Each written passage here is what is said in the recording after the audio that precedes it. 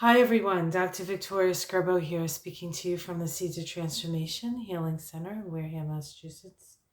We're doing the Taroscopes for the sign of Aries for the month of April. April is an important month for Aries, right? Because it's part of Aries, part of April, the sun is in Aries. And we do have a new moon in your sign on the 1st of April Fool's Day. And the Fool card in the tarot is associated with Uranus.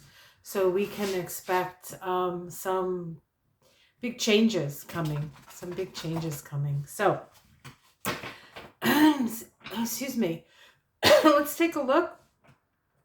I didn't bring any water. Oops. So behind me, I have my Aries picture. This was what came through when I was thinking about Aries. And it is, the symbol of Aries is there. And then we can see the double helix and the colors of the chakras, in case you're wondering what that was. So that is my interpretation, or my interpretation of the day, the time that I did it. The energy of Aries is about becoming. Now, we do have the sun in Aries right now, and we also have Chiron in Aries. Chiron has been in Aries for a while. So we're really dealing with the wounds of narcissism, the wound of, feeling like we don't have dominion over our own life, the moon of feeling powerless, perhaps, or perhaps feeling too powerful and thinking you can go further than you can. Last time that Chiron was in Aries was in the late 60s and early 70s during the time of the Vietnam War. So we have sort of a similar energy there of a power, victimizing a powerless sort of powerless community, right? So we're hoping that we can do some healing on that. All right, so I'm using the Wildwood Tarot for you today, Aries, and then we're going to be using the Power Animal Oracle cards for your Oracle, the Oracle portion of this. So let's see what the cards have to say, what's coming up. I usually do a Celtic cross for this, so let's take a look. All right.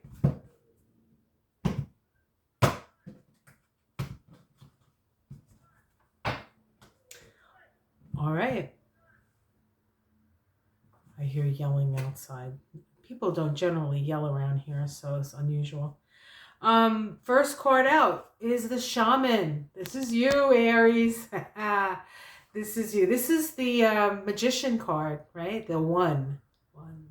One is the loneliest number that you'll ever do. You guys don't really mind being alone.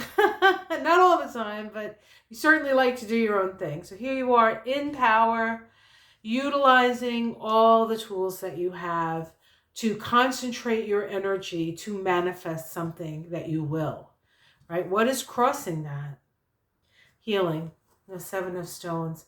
So what I would say is that make sure you're taking care of your physical body with this. You are focusing a lot of energy, and that energy can have its effects on the physical body if the physical body isn't ready to handle it. So be aware that, you could be doing a lot of really good things. You're going to need more rest. You're going to need to eat better. You're going to need to make sure you're hydrating yourself. A lot of self-care with this. It's really good because you're in the point where you're really in your power, but you have to make sure that your body can withstand the force of that power. We have in the at the root here, we have the Six of Stones. In this deck, it's called Exploitation. Has there been a situation where what you have worked towards, what you have built, has been exploited by others and left you nothing? Is that possible? Is that something? Is that something that you're trying to move away from? That's what this new creation, this magician in the first position of this reading. So I almost feel like there's a part of you that feels like you're starting again at ground zero, which really for Aries isn't. Aries really is about starting. So Aries actually starts a lot of things, and there's a lot of really good ideas with Aries. They're not always good at finishing things, but that's what other people are for. That's what other people are for. One of the things about Aries that I find, to a certain extent, um, comforting is that they have these ideas, but they give them freely. It's not like it's your idea, it's my idea, and I'm the only one who can do it. Aries isn't really like that. There's just so many things coming up and so many experiences, and everything is new and everything is exciting that they don't have time to sort of hold on to things anyway. But they can be taken advantage of. You can be taken advantage of because there's an innocence to Aries. There's an innocence to Aries. So you're just doing it again. Just make sure that your physical body can handle it. In the past, we have the Green Man. This is the Emperor card. This is also an Aries card. So you have worked on dominion. You have worked on creating your life, whether it's in your own image or certainly with your own ideas. So you've done the work with that. You understand what that is. We have the Great Bear here. This is the Judgment card in this deck. There's a sense of rising from the dead here. This is the awakened soul. And so you are starting something new, but in an awakened state. I mean, you have the Magician, the Emperor, and the Judgment card. There's only 5 cards down here. 3 of them have been major arcanas. And so when that happens, we know we're at a point where this is a very important point in our evolution, in your evolution. And you need to move forward, your eyes wide open, Aries, your eyes wide open. Let's see what's in the immediate future. The 6 of Bows, abundance. This is coming together, right? There's 6 bows here, I guess. And there's abundance and there's harvest around here, but it's about coming together as a community. So while you are a single entity and an I am here, it actually needs to manifest itself through community. That'll be the best way for you, because what community does is it helps to utilize your ideas but also protect them, and in a way so you get to keep some of the benefits of many of the ideas that you come up with. How it's seen from the outside, the Stag, this is a card of strength. Of course, you have strength, you have endurance, so people see you as strong and determined. Your domestic situation, we have the Page of Bows, or Stoat here. Stoats are weasels like, so there's trickiness here. So there can be somebody here, a little bit of trickiness. This is messages coming, so be open to the messages coming through. You're pretty adept at this. You will take a message and pay attention to it in a way that other signs don't, because you're open to the new, whereas a lot of the other signs are very fixed in what they want to do. And so sometimes when these messages come through, they don't get them because it doesn't fit into the paradigm that they've created. But you're very open to all the new stuff, so you are open. On the other side of that, you can be so open that you're too open and everything keeps coming through and nothing gets done. So there needs to be a balance there. But you're going to get a message in your domestic situation. You're going to get your message. Check your mailbox. You might see something in there. Your hopes and fears, we have the 9 of Stones. That's stability. Hoping for stability. It is it says tradition in this card, but this tradition is an ancient tradition. It's the tradition of the shaman. It's tradition of the wise man of the forest, of Chronos, of the wisdom of that energy of procreation and life. It's a life force, right? This is life force. And the outcome is the wheel of fortune here. So things are going to be changing for you. You are on a cycle of change. You are open. The Wheel of Fortune, the 10-1 vibration, is the vibration of unity, and the 0 being the God force. So this is a great time, and a great time for expansion. The Wheel of Fortune is connected to the sign of Pisces, so you'll be getting some information through that.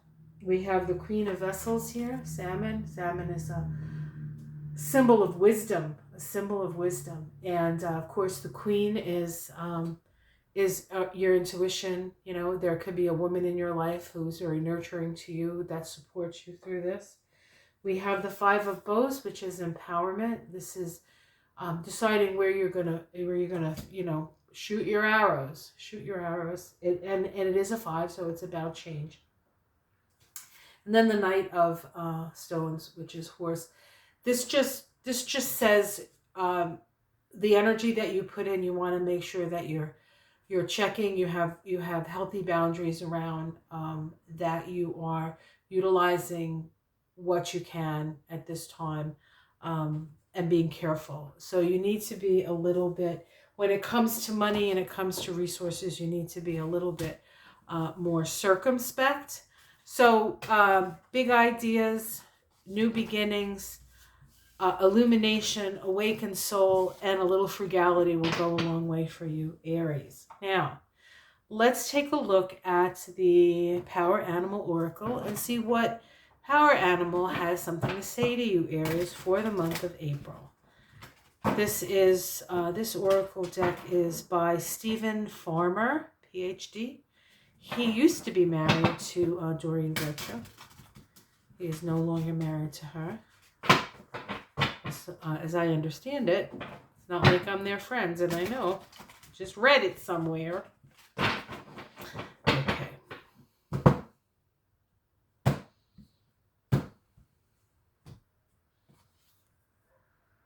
Owls, pay attention to the signs. Pay attention to the signs. Of course, owl is a symbol of wisdom. It is a sacred animal to Athena, the goddess of crafts, the goddess of war, but strategic. Actually, more the goddess of strategy, of good governance. She was a hard ass. Athena was, and maybe you need to be a little bit, you know, a little bit stricter in things. Don't give it all away, right, Aries? Omens. It says to find the answers you're seeking, it's extremely important to pay attention to the signs, especially repetitive ones. These are clues you can see, hear, or feel around you. Sometimes they're subtle, sometimes very obvious. The message may come through a conversation overheard, a newspaper headline you just happen to glance upon, a friend calling on the phone, or any number of other ways. The key is to be open at this most auspicious time for guidance in the forms of these omens. There are no random occurrences. Although they appear outside your own skin, they're responding to a call your soul is making, whether you are aware of it or not. These omens are manifestations of spirits' directives, so it's important to keep an open mind and a heart to the clues you are receiving. Don't overanalyze them, but do heed them. By observing with all your senses, the wisdom of the natural world and even the human-made world will speak to you. Additional associations: wisdom, shadow, secrecy, and magician. It's interesting because the first card in your reading was the magician, right? So we have the magician and the owl. Be aware, because you have a lot of power, and sometimes people want that for themselves, not realizing that they don't have to actually take it from you. If they're just willing to do the work, they can have it on their own and not have to take it from somebody else. So just be aware of that. Keep your eyes open. Not everybody is your friend, but again, not everybody is your enemy either. You understand, you've been through this, you have dominion, you're going to be fine. All right, guys, I hope you enjoyed that. Please like and subscribe if you're interested in having a reading with me. You can contact me on my website, thesiegeoftransformation.com. I do astrology, numerology, Kabbalah. I do a really neat combination reading called Kabbalistic Life Reading. It's a great reading, especially if it's the first time you've had a reading with me, because it combines all the disciplines together. We get a nice rounded picture. And then after that, if you want to do transits and stuff like that, I do that as well. Check out my Astrology and Kabbalah of April that is coming out. And I did a high tea with Denise. That's pretty cool. It's about angelic. It's about connecting to your angels. So there's a lot of good stuff out there on my website. Check it out. There's all kinds of information on different political figures and historical figures. And I think you'll enjoy it. So have yourself a great month. I will see you again next month. Be aware, take care, keep your eyes open and your heart open, and you'll just do fine. Have yourself a wonderful, wonderful April. Namaste.